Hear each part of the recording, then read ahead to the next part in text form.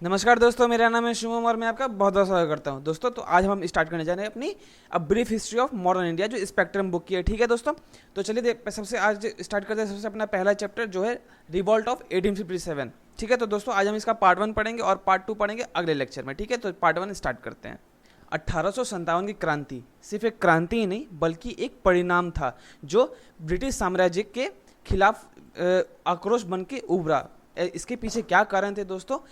British की कुछ बुरी नीतियाँ, यहाँ की जो इकोनॉमी थी उसका एक्सप्लॉयटेशन, और तीसरा जो था अपना एडमिनिस्ट्रेटिव इनोवेशन, मतलब कि जो एडमिनिस्ट्रेटिव थी उसको पूरा तहस नहस करना। इसकी वजह से दोस्तों बहुत सारे इंडियन रूलर्स थे, सिपाही थे, ज़मींदार थे, पीजेंट किसान थे, ट्रेडर्स, आर्टिशन, पंडित, मौलवी, इसकी वजह से सब परेशान हो गए थे। ठीक है, और जो 1857 की क्रांति थी ये कहीं ना कहीं एक सफल भी हुई थी और कहीं ना कहीं असफल भी हुई थी, लेकिन इसमें कोई शक नहीं कि इसने ब्रिटिश एम्पायर के पूरी नींव को हिला के रख दिया था। ठीक है, और इसके पीछे, इस रिवोल्ट के पीछे बहुत सारे कारण थे। इन सारे कारणों को एक एक करके समझेंगे हम। इसमें जो सबसे पहला कारण था वो था सोशियो कल्चर, दूसरा था अपना इकोनॉमिक और तीसरा था पॉलिटिकल। तो दोस्तों चलिए सबसे पहले देखते हैं हम लोग इकोनॉमिक काउस के बारे में कि इकोनॉमिक काउस क्या क्या था उसमें। ईस्ट इंडिया कंपनी की जो कॉलोनियल पॉलिसी थी उसके वजह से जो भारत की जो पारंपरिक अर्थव्यवस्था थी वो बिल्कुल चरमरा गई थी। ठीक है, ऐसा इसलिए हुआ था क्योंकि पहले के ज़माने में जब जो राजा हुआ करते थे उनके दरबार में बहुत सारे आर्टिशियंस और हैंडीक्राफ्ट्समैन हुआ करते थे जिनको संरक्षण दिया जाता था। ठीक है, और उनको पैट्रोनेज भी दिया जाता था। लेकिन जब यहाँ पे एनेक्सेशन हुआ, मतलब जब ब्रिटिश का कब्जा हुआ तो वो अनएम्प्लॉयड हो गए। ठीक है, तो उसके बाद क्या हुआ, तो अनएम्प्लॉयड होने के बाद वो करते क्या, तो जो हाईली स्किल जो क्राफ्टमैन थे वो नई जॉब, नई एम्प्लॉयमेंट की तलाश में निकल गए, जो कि हार्डली एग्जिस्ट करता था क्योंकि वो यहाँ पे था ही नहीं।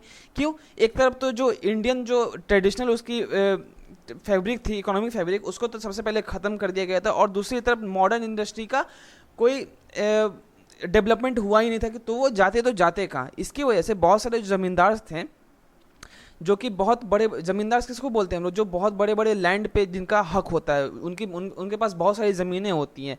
तो उसको क्या हुआ, तो वो और तालुकदार जो थे उनको अपनी ज़मीन से हाथ धोना पड़ गया, उनको कोई भी जायदाद नहीं मिली, वो सारे पे ब्रिटिश ने कब्जा कर लिया था। तो उसके बाद क्या हुआ, ये लोग अब जाते कहाँ, तो इनकी वजह से इनको मिली सिर्फ दरिद्रता, अनेबल टू वर्क, क्योंकि वे काम कर नहीं सकते थे, भीख मांग नहीं सकते, तो इसकी वजह से इनको मिली सिर्फ दरिद्रता और भूखमरी। ठीक है, उसके बाद दोस्तों बहुत सारे जो जमींदार और ताल्लुकदार थे ये बस इस ताक में बैठे हुए थे कि कब हमें मौका मिले और हम भी ब्रिटिश के खिलाफ आंदोलन कर दें, और हम जो जैसे पहले रहते, जैसे पहले हम ठाट बाट से शान से रहते थे वैसे रह सके।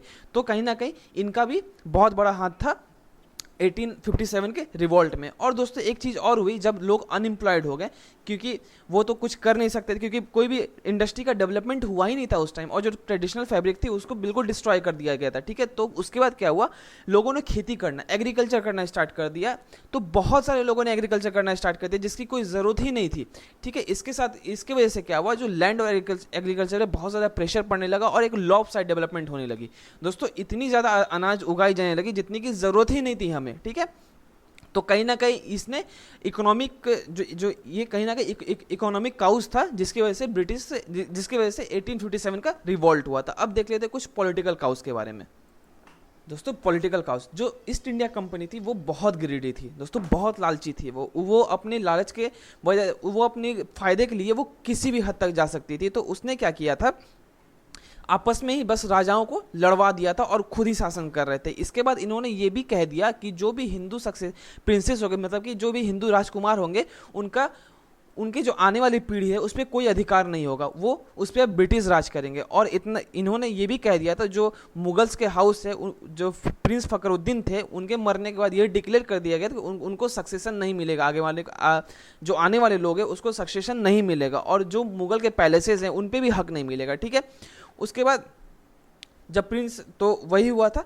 तो ये कहीं ना कहीं थोड़ा सा पॉलिटिकल काउस था, जैसे कि आप देख सकते हो ना, क्योंकि उनको सक्सेशन नहीं मिल रहा है। ठीक है दोस्तों, इन शॉर्ट आप ये कह सकते हो कि जो ब्रिटिश ने डिसाइड कर लिया था कि जो आने वाले लोग हैं, जो उसके सक्सेशन है राजकुमार के, उन्हें ना तो धन मिलेगी, ना सत्ता मिलेगी, और ना ही शासन मिलेगा। तो इसकी वजह से जो रूलर्स थे वहाँ के, जो भी मुगल्स थे या फिर जो भी हिंदू रूलर्स थे वो इसकी वजह से बहुत परेशान हो गए थे। कहीं ना कहीं एक पॉलिटिकल इफेक्ट भी पड़ा था रिवॉल्ट ऑफ 1857 में। अब दोस्तों देख लेते हैं कुछ एडमिनिस्ट्रेटिव काउस के दोस्तों एडमिनिस्ट्रेटिव काउस, प्रशासनिक कारणों की वजह से।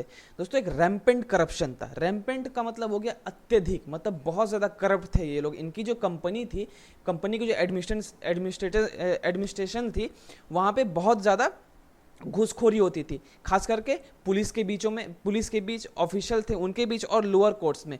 और इसकी वजह से जो ब्रिटिश की जो भी ब्रिटिश का शासन था वो अंदर से कहीं ना कहीं खोखला होता जा रहा था, ठीक है।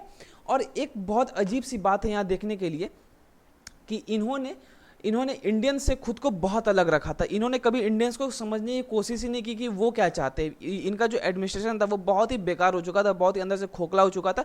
तो इसकी वजह से भी लोग बहुत परेशान हो गए थे, क्योंकि आप सोच के देखो ना, कितना लोग घूस देंगे, हर एक काम करवाने के लिए घूस देना पड़ता था। तो इसकी वजह से वो लोग बहुत ज़्यादा परेशान हो गए थे, और इसकी वजह से भी लोग सोच रहे थे कि हमें कब मौका मिल जाए और हम आंदोलन कर दे ब्रिटिश के खिलाफ, ठीक है।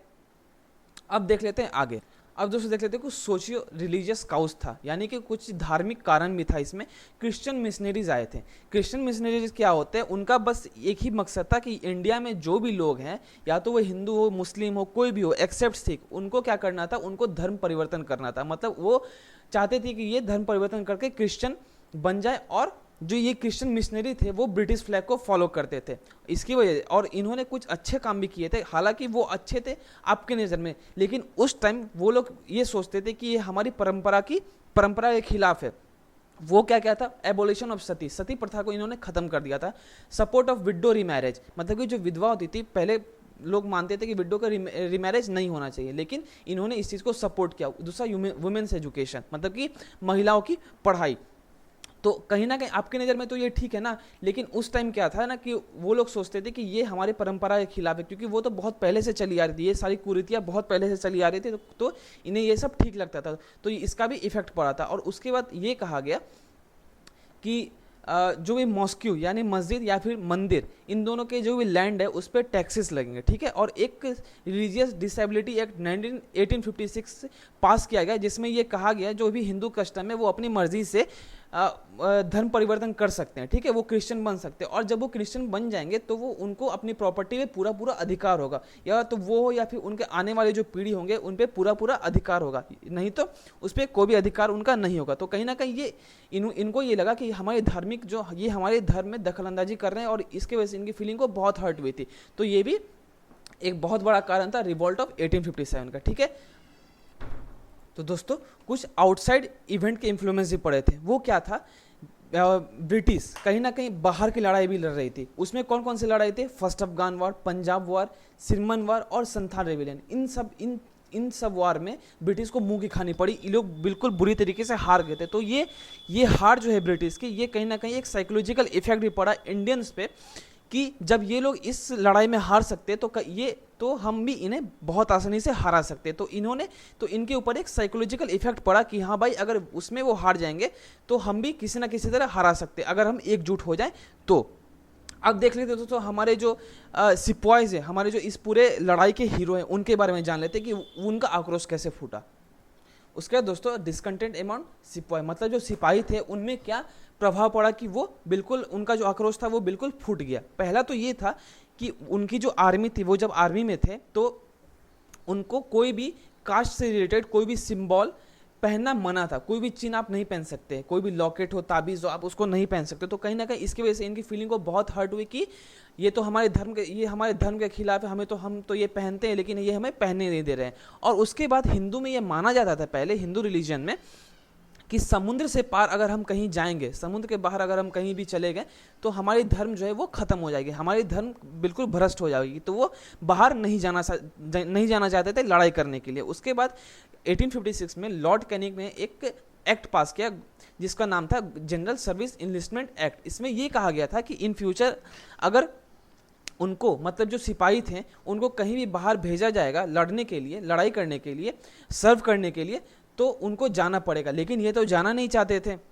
इसकी वजह से भी बहुत ज़्यादा इनमें आक्रोश भर गया कि भाई हाँ, ये हमारे धर्म के खिलाफ है। लेकिन उनको, चलो वो चले भी जाते थे कभी कभी इस लालच में या फिर इस वजह से कि उन्हें कुछ ब्रिटिश एलाउंस, उन्हें कुछ फॉरेन सर्विस एलाउंस मिलेगा। लेकिन ऐसा बिल्कुल भी नहीं हुआ। जब वो पंजाब और सिंध से जब वहाँ पे सर्विस करके आए तो उन्हें वहाँ पे बिल्कुल भी अलाउंस नहीं मिला। और इसके बाद तो हद तब हो गई दोस्तों जब अवध पे कब्जा हुआ, एनेक्सेशन ऑफ अवध हुआ, क्योंकि जो वहाँ के जो आर्मी के बहुत सारे लोग थे वो कहीं ना कहीं अवध से ही आते थे। तो उन्हें अपने ही घर में कब्जा करेंगे, अगर मान लो आप खुद ही अपने घर में कब्जा करोगे तो आपको तो बिल्कुल भी अच्छा नहीं लगेगा, आपकी फीलिंग बहुत हर्ट होगी। तो इसकी वजह से भी वो उनका आक्रोश बहुत ज़्यादा हो गया कि हम अपने घर पे हम अपने ही लोगों को क्यों मारे। वो क्योंकि ये जो सिपाही थे वो थे कौन, वो एक्चुअली में किसान है। वो किसान को उन्होंने एक सिपाही का ड्रेस पहना दिया और उनको लड़वा रहे हैं, ठीक है। वो ऐसा ही हुआ करता था उस टाइम में। तो इसी वजह से उनकी फीलिंग्स बहुत हर्ट हुई इस टाइम में, तो इनका आक्रोश बिल्कुल फूट गया, ठीक है। तो दोस्तों ये था हमारा 1857 रिवॉल्ट का सबसे पहला पार्ट, और अब हम मिलेंगे अगले लेक्चर में, ठीक है। तो दोस्तों अगर लेक्चर अच्छा लगा तो प्लीज़ लाइक कीजिएगा, शेयर कीजिएगा दोस्तों के साथ, और सब्सक्राइब जरूर कीजिएगा, ठीक है। और अब हम मिलेंगे अगले लेक्चर में, ठीक है। तो आज के लिए बस इतना ही।